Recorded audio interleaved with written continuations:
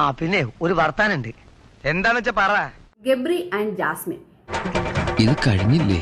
ഗബ്രിക്ക് ജാസ്മിനെ അറിയത്തേ ഇല്ല. ജാസ്മിൻ എന്ന വ്യക്തിയെ ഈ ലോകത്ത് എവിടെയും വെച്ച് ഗബ്രി കണ്ടിട്ടില്ലാത്ത പോലെയാണ് പല ഇന്റർവ്യൂകളിലും ഇരുന്ന് ഘോരം വാദിക്കുന്നത്. നീ എവിടെയെങ്കിലും ഉറച്ചു നിൽക്കണം. അതൊക്കെ ഗോപാലകൃഷ്ണൻ ഒരു നമ്പർ അല്ലേ? I am still single, I am looking for girls എന്നൊക്കെ പറയുന്നത് കേട്ടാൽ തോന്നും ഇവർ ഇതിനു മുമ്പ് നമ്മുടെ മുമ്പിൽ കിടന്ന് ഒന്നും കാഴ്ച വെച്ചിട്ടില്ലെന്ന്. അത് പിന്നെ പഴയതൊന്നും എല്ലാവരും മറക്കുമെന്ന് ഗബ്രിമോൻ വിചാരിക്കരുത്. അതന്നത്തെ ചോരത്തിളപ്പിന് ഇപ്പൊ എന്ത് ചോര തണുത്തു പോയാ? ബാച്ചിലറിലോട്ടാ എന്റെ കല്യാണം കഴിഞ്ഞു. നിങ്ങൾ കല്യാണം കഴിഞ്ഞിട്ടില്ല ജീവിക്കണത്.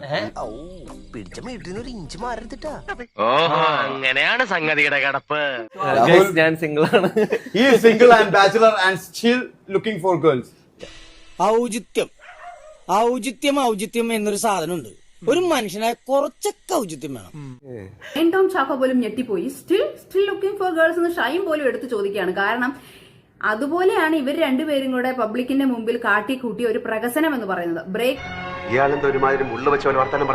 ഉള്ള കാര്യം തുറന്ന് പറയുന്ന ആരെയും പേടിക്കണ്ട. കൂടെ ഒഴുകുന്നത് നമ്മൾ കണ്ടതാണ്. തായ്ലൻഡ്, റഷ്യ, അങ്ങനെ നിങ്ങൾ എല്ലായിടത്തും ഒരുമിച്ച് പോകുന്നതൊക്കെ നമ്മൾ കണ്ടതാണ്. എന്റെ ദൈവമേ, ഇവൻ ശരിയല്ല.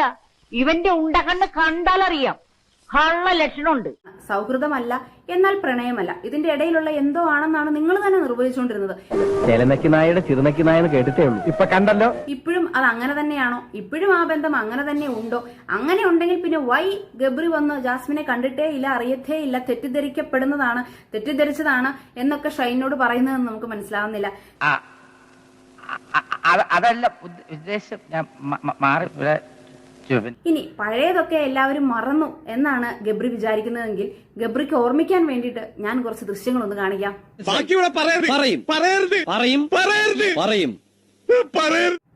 സിമ്പിൾ ആയിട്ട് ഞാൻ പറഞ്ഞുതരാം. രണ്ട് സിമിലർ മൈൻഡഡ് ആയിട്ടുള്ള ആൾക്കാരെ ഒരു പ്രഷർ സിറ്റുവേഷനിൽ ഇട്ടാൽ ഓപ്പോസിറ്റ് സെക്സിലുള്ള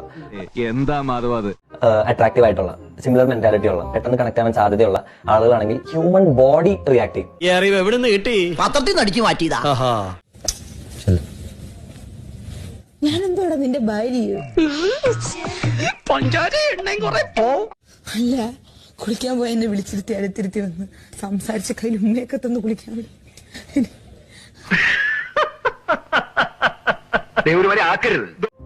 നമ്മുടെ ഉള്ളിൽ ഹോർമോൺസ് ഉണ്ട്, നമ്മുടെ ഉള്ളിൽ കുറെ പരിപാടികളുണ്ട്. നമുക്ക് കൺട്രോൾ ചെയ്യാൻ പറ്റാത്തൊരു കാര്യമുണ്ട്. അതിപ്പോ കല്യാണം കഴിഞ്ഞവരാണെങ്കിലും എന്താണെങ്കിലും തോന്നും.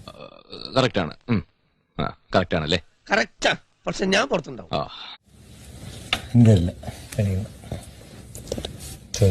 ഇന്നലെ കടിയായിരുന്നു. ആണല്ലോ. നമ്മുടെ ഉള്ളിൽ ഉള്ള ഹോർമോൺസ് ആണ് നമുക്ക് വരുന്ന ഫീലിംഗ്സിനെ കൺട്രോൾ ചെയ്യണത്. ഞാൻ പ്രേമത്തിന്റെ ആരാധകനായ ഒരു വികാര ജീവിയാണ്. ഹോർമോൺസ് വന്നില്ലെങ്കിലാണ് നമുക്ക് എന്തോ പ്രശ്നമുള്ളത്. കേട്ടാ, ഞാൻ പറഞ്ഞപ്പോ നിങ്ങൾ വിശ്വസിച്ചില്ലല്ല. ഞാൻ വെറും ഒരു ഡ്രൈവർ ആയിപ്പോയില്ലേ. വിവരവും വിദ്യാഭ്യാസം ഉള്ളവർ പറഞ്ഞത് മനസ്സിലാക്കണം. മനസ്സിലായ? ഇനി ഞാനിവിടെ നിന്ന് ഡയലോഗ് പറഞ്ഞാൽ കരഞ്ഞു പോകും. ഉസ്മാനെ രക്ഷപ്പെട്ടോ.